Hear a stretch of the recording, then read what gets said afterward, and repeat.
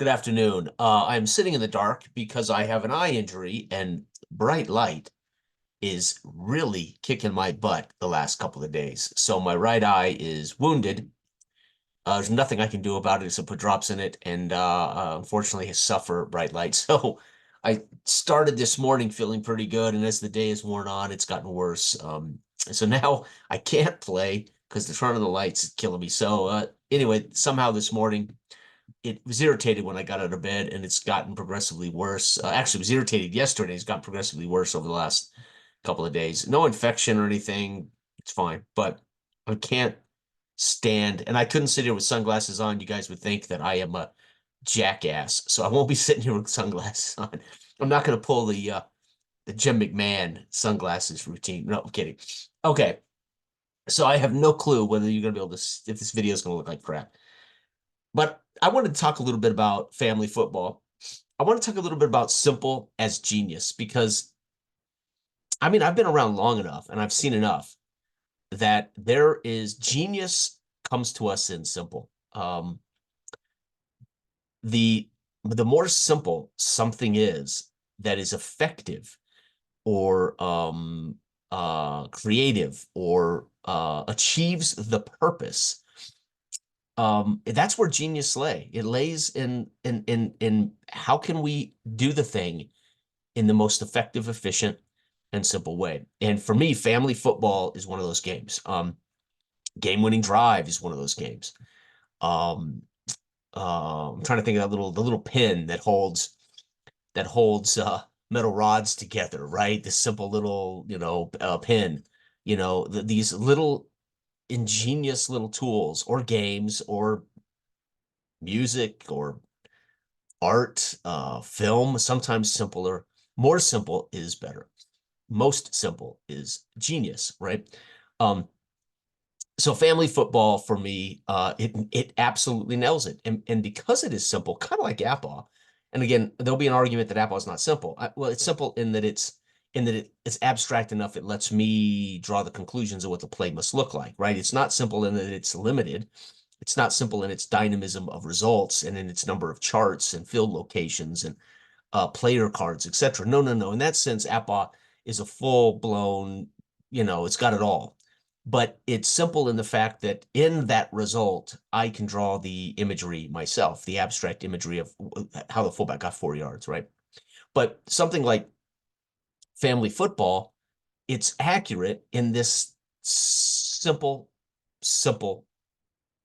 weight of accurate historical weight of how that team performed in scoring either touchdowns, field goals, or change of possession, and on both offense and defense. And it's that simplicity that sets it apart because we can then tell the story of the game ourselves. Or I can use something like my fast action deck over there that I invented for pen and paper football years ago for our career league, in which I flip a card and I get to see the details of how that touchdown was scored, which becomes how the narrative of the game for me. So, but it strikes me that these simple games make genius. And there's plenty of simple games. There's quick play games that are score generators like VSU's quick play football and pro bowling and uh, Mike Downey's quick play games. I forget what they're called. I think there's still quick play games. You generate a score with a couple of decisions, a couple of dice rolls. You make a few math formula tweaks, and voila, you have your score. And those are all great. Sometimes they're too simple, right? You can't really draw a narrative from a simple die roll. So we draw the narrative, and I've talked about this before. We draw the narrative for the season. We don't, or for a series of games. We don't draw the narrative for the game. So if I'm playing quick play hockey, for instance, I'm generating 10 games in a row. That series of 10 baseball games, that's the narrative of what the team was going through during 10 games. That's what I'm looking to achieve with a score generator. I want to see the ebb and flow of the team over the course of the season, etc., or the course of 10 games or whatever.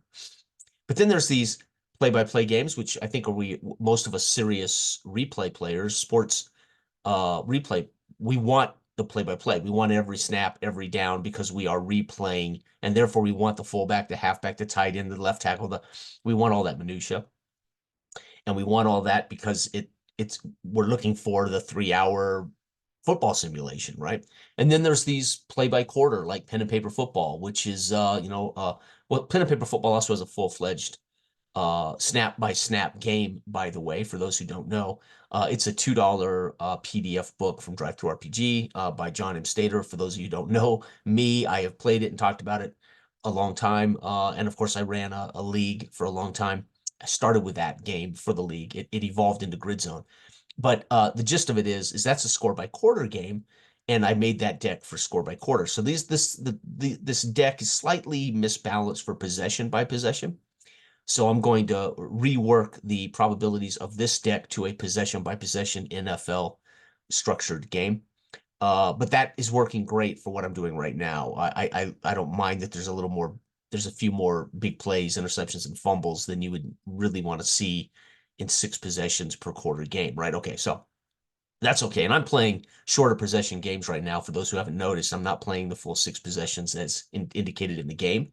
Not because there's anything wrong with the game design, it's working perfectly, but because I'm using that FAC and it's creating a few more exciting moments that I don't want to see too many. So it's a long story, but it's what I'm doing for this project. Okay. I wouldn't recommend it if you wanted to play, say, 1958, every game of every possession of every game of 1958. You're going to want that deck to be balanced to a game of football that's regulation length, which is 6 possessions. Okay. Okay. So just to clarify, the point is simple, right? Pen and paper football. The fast sim portion of that game is simple and sweet, and it's beautiful math formula, and it produces this amazing, score by quarter output, which allows you to have a narrative of the game, game winning drive football. So to me, when things are simple and they achieve their purpose, sometimes in the subtle simplicity, that is where we find genius. And I got to tell you, family football, it's a fine line between being too simple and being just one step too many. And it's just the right amount of steps. And of course, you can do the advanced version per possession between offense and defense SRSs. So it's conceivable that a team will have the better SRS when they're on offense, but they definitely don't have the better SRS when they're on defense, right? So that's a simple, subtle step up. If you have the data, not all these teams, apparently some of the college teams don't have this data available. So he has the basic version, which I'm doing now, and then he has an advanced version for the SRS between offense and defense, which I have not used. I don't need it. It's not necessary, but it's a very cool thing to think, hey, the Chicago Bears didn't have a great offense, but they had a great defense. And they would, when the other team's on offense, they would have the higher SRS. Makes sense. They're manipulating the game better than the team they're playing against. The 85 Bears actually are manipulating the offense right in that sense. So what it does is it resembles how much the 2000 Ravens defense impacted every opponent they played, or the 85 Bears, right? How the 72 Dolphins running attack dominated what teams could do on defense, right? And so it's so simple. It's genius. It's fantastic. So I had to talk about this because when I got it, I went, this is, it looked really cool when I saw it. And I said, I'm going to go ahead and print this out and I'm going to give it a few runs. My first game, as I did on the channel, I think I did it correctly, was a bit of a surprise as the Raiders were just absolutely destroyed by the Seahawks. So this is why you don't use a small sample size to judge a game. You've got to play more games.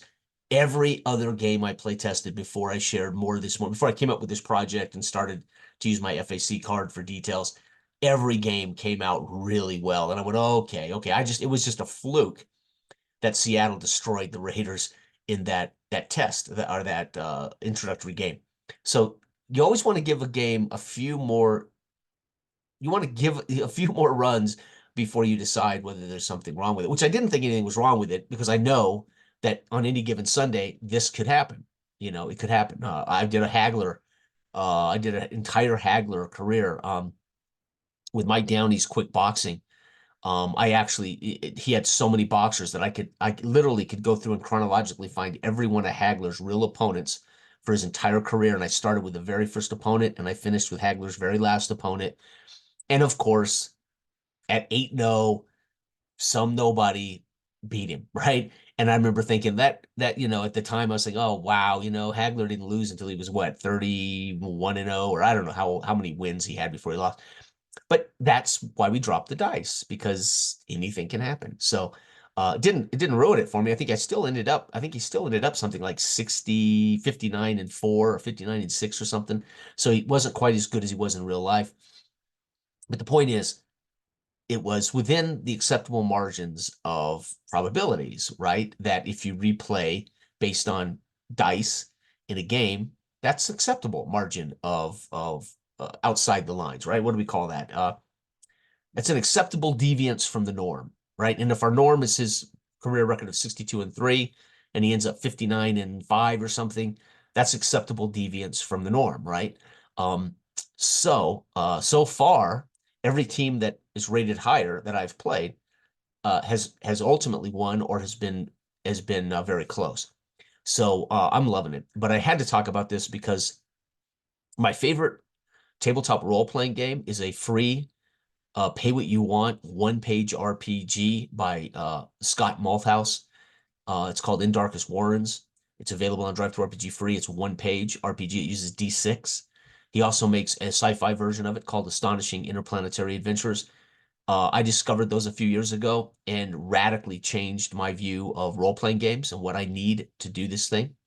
It's so simple and so ingenious that it inspired me to change how I GM tabletop role-playing games, and it inspired me enough that I began to develop and write my own role-playing game, which is out, available, Dark Age of Man, and of course we published it, and it became available in January of this year. You can buy it at Lulu. You can buy the book or the PDF at Lulu and DriveThruRPG if you want our game, Dark Age of Man. But those little games were so simple, but yet so well done that it changed my opinion of why am I playing games that are 600 pages long? Why am I playing tabletop role-playing games that have 4 hardback books? And it started me reevaluating what I need to do this role-playing thing. Does that mean it's better? Oh, no, no, no, no, no. I mean, no. I mean, we still want our Conan 2D20 600-page rule book to play Conan, but it it drastically reminded me why sometimes simple is genius. Thanks for watching. Bye-bye.